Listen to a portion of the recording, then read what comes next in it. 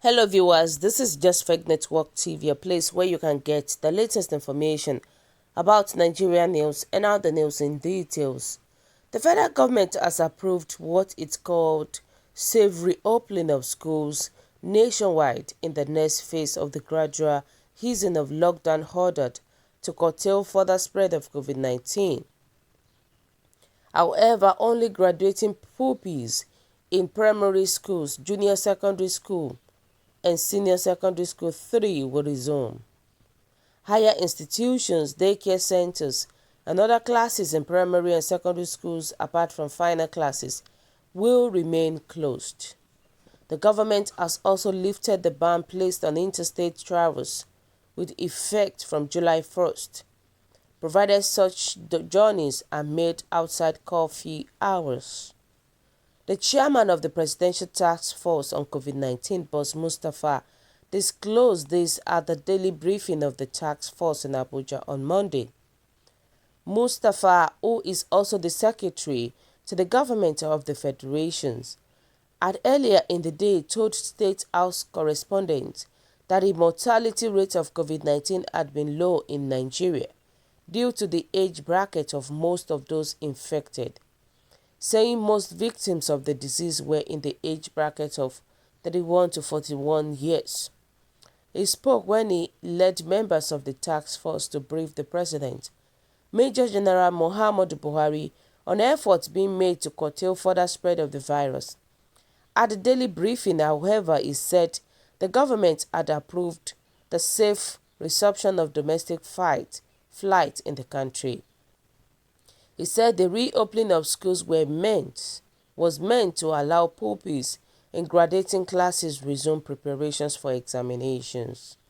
It disclosed that the latest developments were contained in the task force fifth interim report, which was subjected to the president earlier in the day.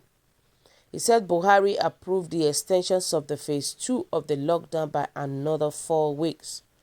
Mustapha said, "I am pleased to inform you that Mr. President has carefully considered the fifth interim report of the PTF and has accordingly approved that, with the exception of some modifications to be expatiated upon later.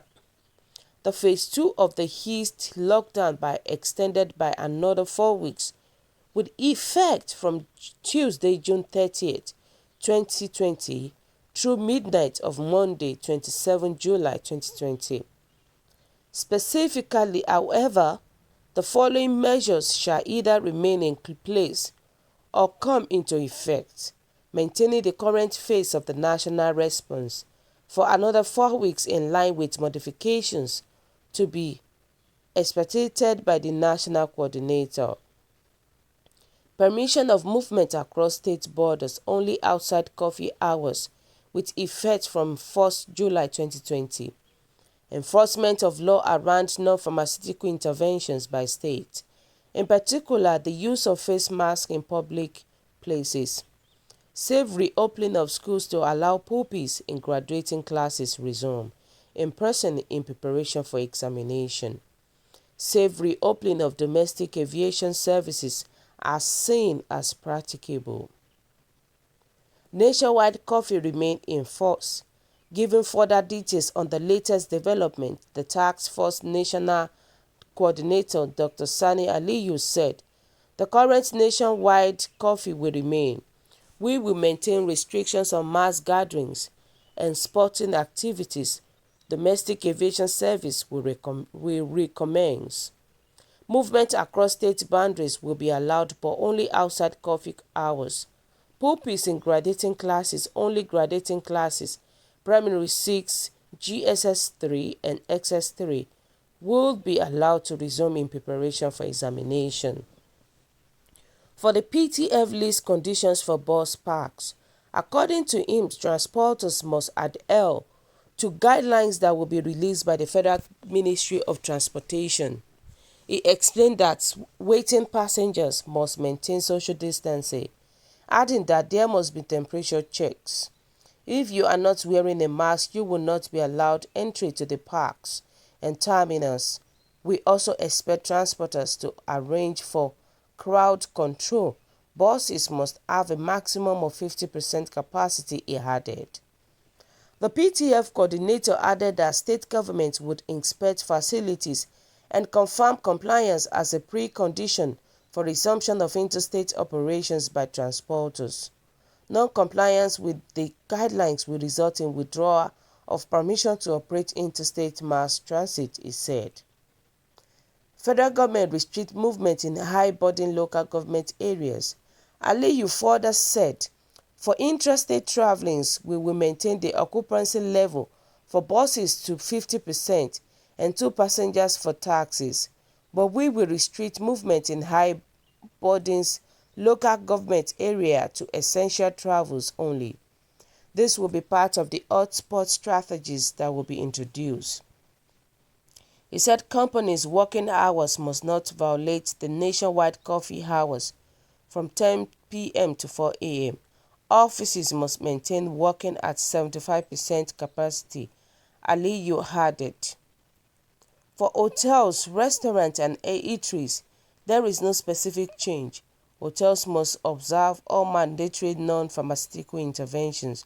Restaurants should remain closed for eat-in with strict cleanliness guidelines except for restaurants that are serving hotel residents.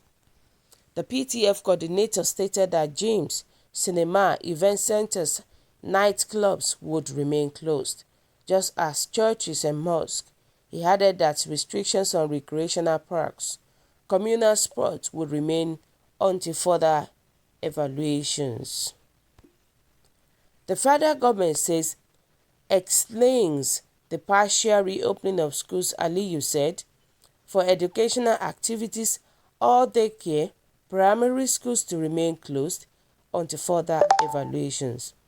Schools are encouraged to continue with e-learning and virtual teaching, but pupils may proceed to take the National Common Entrances examination as it is feasible, provided there is compliance with issued non-pharmaceutical interventions. For secondary school and tertiary schools, all schools to remain closed until further evaluations.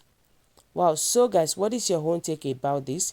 You know, the federal government was saying that why answering a question on the possible hike in airfares by the time domestic flights resume.